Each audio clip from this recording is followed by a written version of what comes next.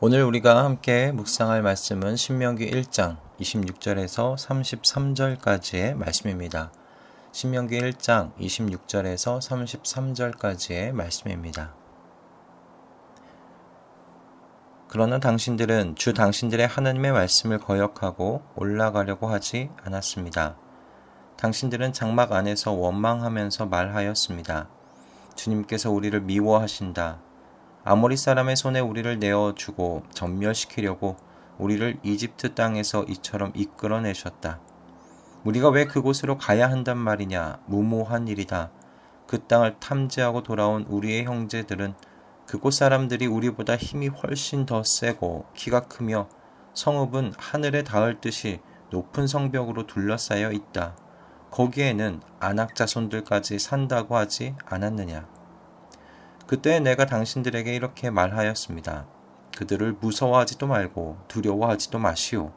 당신들 앞에서 당신들을 인도하여 주시는 주 당신들의 하나님은 이집트에서 당신들이 보는 앞에서 당신들을 대신하여 모든 일을 하신 것과 같이 이제도 당신들을 대신하여 싸울 것이요.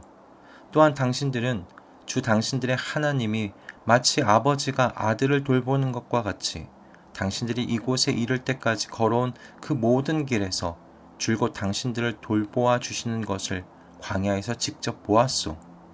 그런데도 당신들은 아직도 주 당신들의 하나님을 믿지 않습니다. 당신들이 진칠 곳을 찾아주시려고 당신들 앞에서 당신들을 인도하여 주셨는데도, 그리고 당신들이 갈 길을 보여주시려고 밤에는 불기둥으로 낮에는 구름기둥으로 인도하여 주셨는데도 당신들은 아직도 주 당신들의 하나님을 믿지 않습니다. 아멘. 이 말씀을 다시 묵상할 때 로마서 1장 19절에서 20절의 말씀이 떠올랐습니다. 하나님을 알만한 일이 사람에게 환히 드러나 있습니다. 하나님께서 그것을 환히 드러내 주셨습니다. 이 세상 창조 때로부터 하나님의 보이지 않는 속성, 곧 그분의 영원하신 능력과 신성은 사람이 그 지으신 만물을 보고서 깨닫게 되어 있습니다. 그러므로 사람들은 핑계를 댈 수가 없습니다. 이 말씀인데요. 하나님께서는 하나님 자신을 사람들 사이에서 숨기시지 않으셨습니다. 하나님께서는 조금만 진실되게 살펴보면 하나님을 알 수 있는 많은 증거들을 만물 가운데 드러내 놓으셨습니다. 그럼에도 불구하고 하나님을 모른다는 건 전적으로 사람의 문제라는 것이죠. 마찬가지 아닙니까? 하나님께서는 이스라엘 백성이 하나님을 믿을 수 있을 만큼 그들을 향한 하나님의 마음을요, 보여주셨습니다. 이렇게까지 하였는데 어떻게 하나님을 믿지 못할 수 있을까? 그분의 마음을 어떻게 이렇게 오해할 수 있을까? 의아하게 생각될 정도입니다.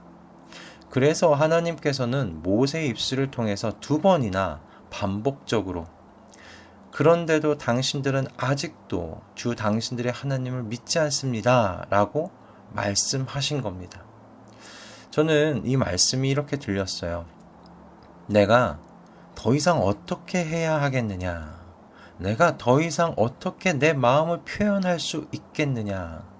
저는 이 말씀이 그렇게 들렸습니다. 하나님께서 이스라엘 백성들에게 하나님의 능력과 하나님의 마음을 다 보여주셨습니다. 온 세상 가운데 전무후무한 10가지 재앙과 홍해 바다가 갈라지는 역사는 하나님의 전능하심을 보여주신 것이라면 광야에 들어와 그들의 삶을 보살피시고 구름기둥과 불기둥으로 이스라엘 앞에 서서 그들을 인도하심으로 이스라엘을 향한 하나님의 마음을 분명히 표현하셨습니다. 그런데도 이스라엘은 하나님께서 그들을 사랑하신다는 그 마음을 지금 믿지 않고 있는 겁니다. 그들은 가나안 땅에 있던 원주민들에 대한 정탐꾼의 보고를 듣고는 주님께서 자신들을 미워하신다고 말하고 원망합니다. 그들을 이집트에서 인도하여 내시고 광야에서 어떤 민족도 경험해보지 못한 보살핌을 받고 있음에도 불구하고 하나님이 자신들을 미워한다고 말합니다. 하나님께서 이스라엘에게 더 이상 어떻게 하셔야 할까요? 더 이상 무엇을 표현해야 할까요? 하나님 앞에서 이렇게 반응하는 이스라엘을 보면서 답답하고 화도 나는 이 본문을 우리는 이전에 묵상하면서 사람의 소리가 아니라 하나님의 약속의 말씀이 더 크게 우리에게 들리도록 하자고 함께 이야기를 나누었었습니다. 이스라엘이 두려움과 원망과 불평으로 반응하는 건 그들이 하나님께서 주신 언약의 말씀이 아니라 사람의 소리에 귀를 기울였기 때문이라고 함께 나누었던 것인데요. 그래서 말씀을 우리의 마음판에 새기자고, 하나님께서 주신 약속의 말씀을 우리의 마음에 새기자고 그렇게 권면하고 함께 은혜를 나누었던 것, 여러분 기억하실런지 모르겠습니다. 그런데 다시 이 본문을 제가 선택하게 된 건 이스라엘이 넘어진 이 자리가 저와 여러분이 쉽게 넘어질 수 있는 자리라고 또한 생각이 되었기 때문입니다. 우리는 이스라엘과 같이 인생의 큰 문제를 만나면 하나님께서 나를 미워하신다고 쉽게 넘겨짚고 오해하고는 하지 않습니까? 그래서 어떤 경우는 교회를 떠나시는 분들의 이야기를 듣게 되기도 합니다. 내게 주어지는 시련과 아픔과 이 고통의 문제가 해석이 안 되니 하나님은 사랑이 없으시다거나 하나님은 나를 미워하신다고 생각하시는 거죠. 오늘 본문 속의 이스라엘이 꼭 그렇지 않습니까? 그들에게 앞으로 맞닥뜨려야 할 현실이 바로 가나안 땅의 원주민들이지요. 그리고 그 중에는 거인족 속에 해당하는 아낙 자손도 있습니다. 그들은 모든 어떤 민족들의 두려움 그 자체가 아닐까 그렇게 생각이 듭니다. 이스라엘은 이런 상황을 맞닥뜨리게 하시는 하나님은 우리를 미워하시는 것이 분명하다고 단정짓습니다. 저는 이런 이스라엘의 모습 속에서요, 저의 모습, 우리의 모습이 보였어요. 그리고 이어서 드는 생각은 하나님 많이 섭섭하셨겠다, 화도 많이 나셨겠다 생각이 들었습니다. 하나님께서는 분명히 이스라엘을 향하신 애정과 사랑을 오해할 수 없도록 표현하셨습니다. 이스라엘을 사랑하셔서 지구상의 그 어떤 민족도 경험해보지 못한 이적과 표적으로 그들을 구원해내셨고요. 광야에서 그들을 먹이시고 돌보셨습니다. 그럼에도 앞에 닥친 상황을 보며 이전에 분명하게 표현하신 하나님의 마음을 없었던 것처럼 이야기하는 이 이스라엘 사람들에게, 이 백성들에게 얼마나 섭섭하시고 화가 나셨을까 싶은 겁니다. 그리고 이 경우는 우리에게도 마찬가지 아니겠습니까? 오늘 우리에게도 하나님께서는 무수히 많은 경로와 상황들로 우리에 대한 애정과 사랑을 표현하고 계십니다.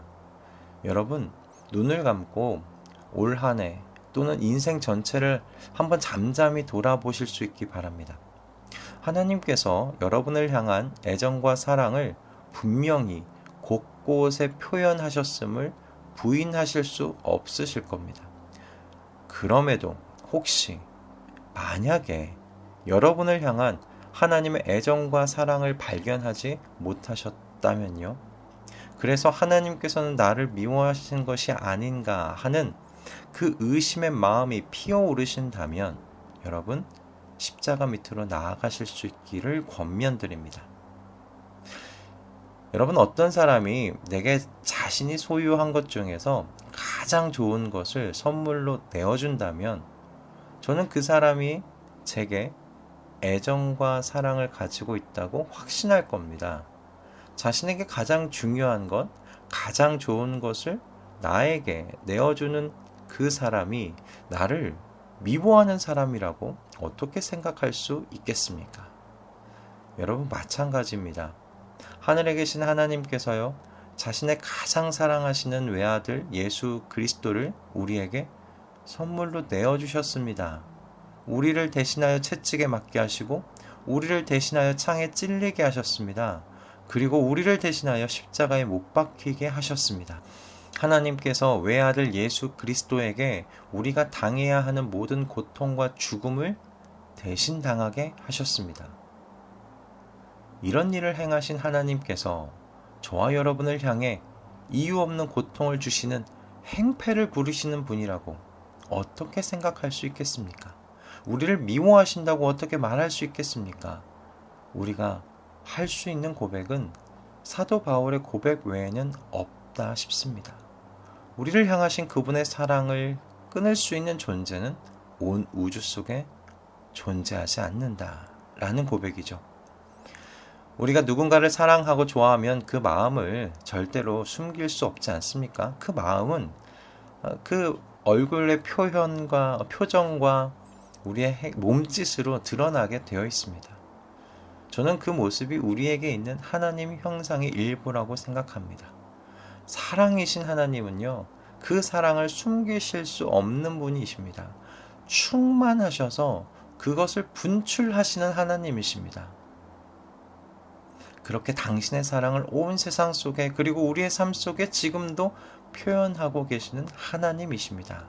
그러니 하나님께서 여러분을 사랑하신다는 이 믿음을 오늘의 현실 속에서 잃어버리지 마실 수 있기를 바랍니다. 그리고 다가오는 여러분 2023년도 이 믿음의 렌즈로 우리에게 다가오는 모든 현실을 우리 함께 바라보실 수 있기를 소원합니다. 그러면 우리에게 다가오는 모든 현실 다르게 해석이 될 겁니다. 다르게 보일 겁니다.